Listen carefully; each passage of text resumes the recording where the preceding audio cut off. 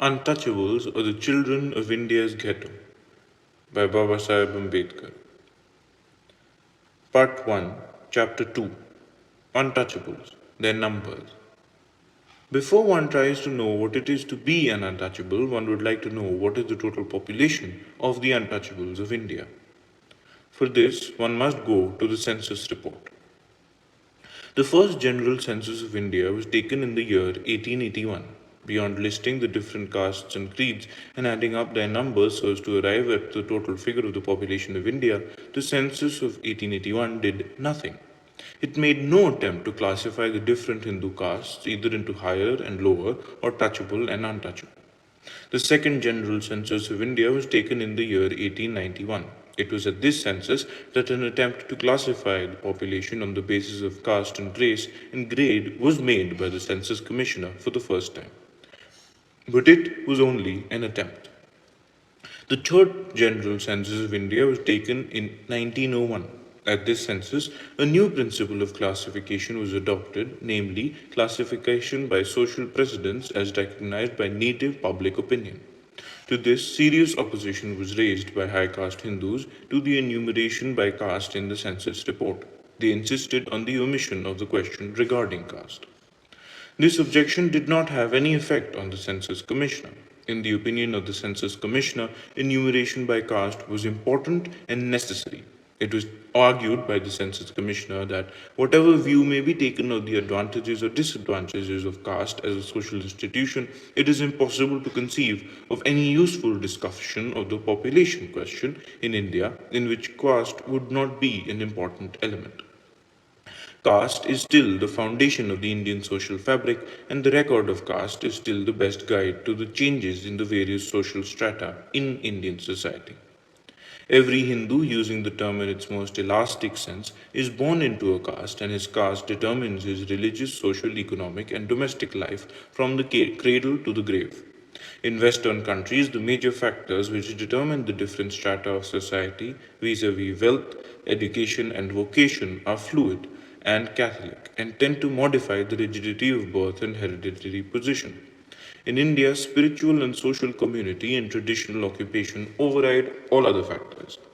Thus, where in censuses of Western countries an economic or occupational grouping of the populations affords a basis for the combination of demographic statistics, the corresponding basis in the case of the Indian population is the distinction of religion and caste. Whatever view may be taken of caste as a national and social institution, it is useless to ignore it, and so long as caste continues to be used as one of the distinguishing features of an individual's official and social identity, it cannot be claimed that a declennial and decennial enumeration helps to perpetuate an undesirable institution. This census of 1901 did not result in fixing the total population of the untouchables at any exact figure. This was due to two reasons. In the first place, no exact tests were applied to determine who is an untouchable. Secondly, a class of the population which was economically and educationally backward but not untouchable was mixed up with those who were actually untouchables. The census of 1911 went a step further and actually laid down 10 tests to mark off the untouchables from those who are touchable.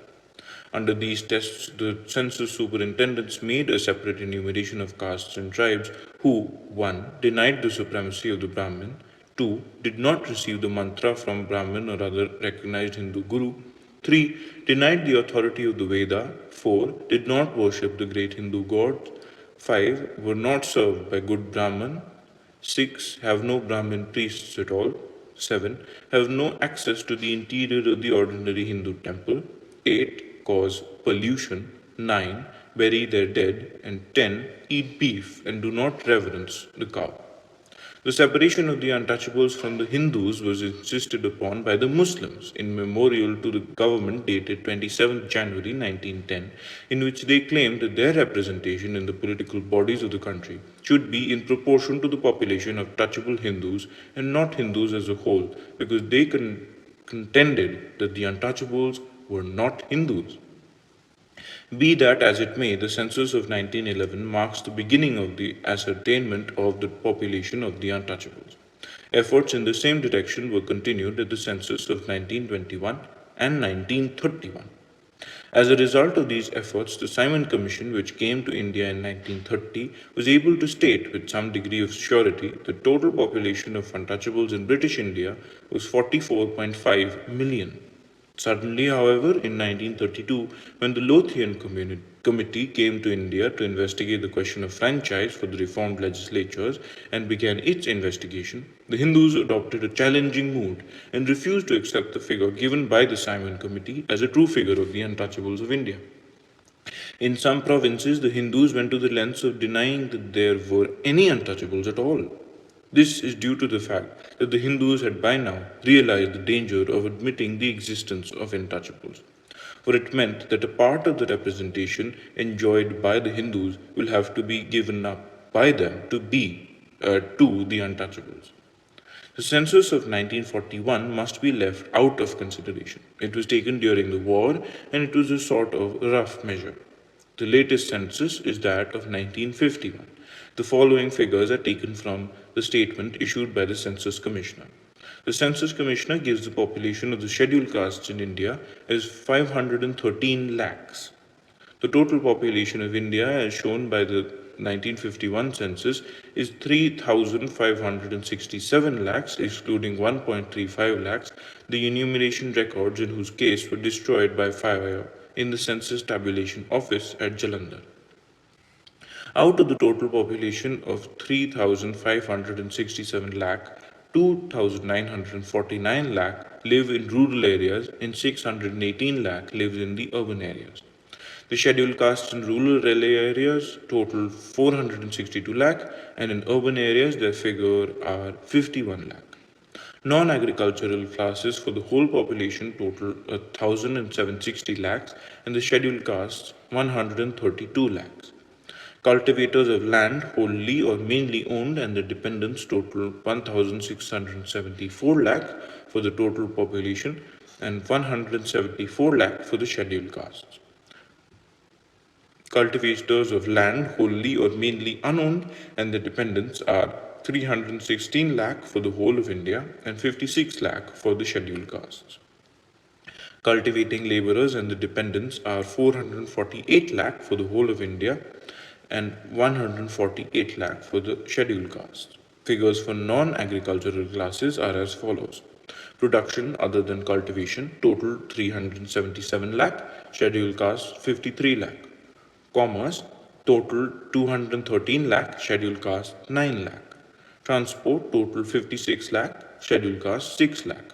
Other services and miscellaneous sources total 430 lakh, scheduled caste 64 lakh.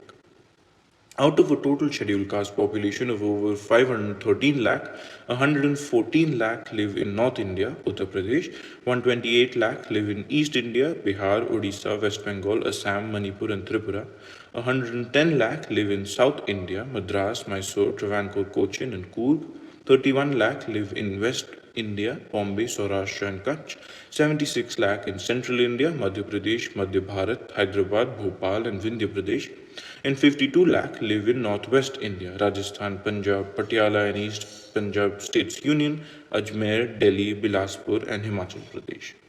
The end.